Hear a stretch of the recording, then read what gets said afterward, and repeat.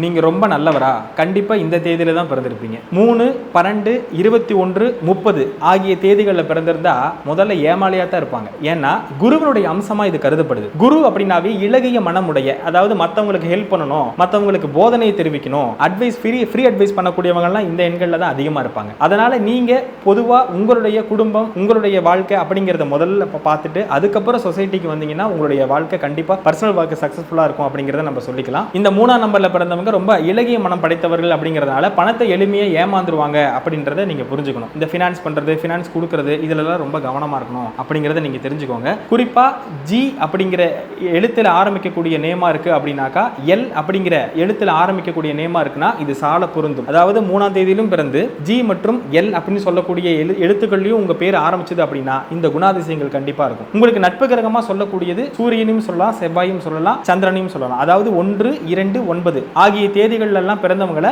நீங்க கூட்டாளியாக சேர்த்து கொண்டீங்கன்னா வெற்றி நிச்சயம் அப்படிங்கிறத சொல்லிக்கிறேன். நன்றி.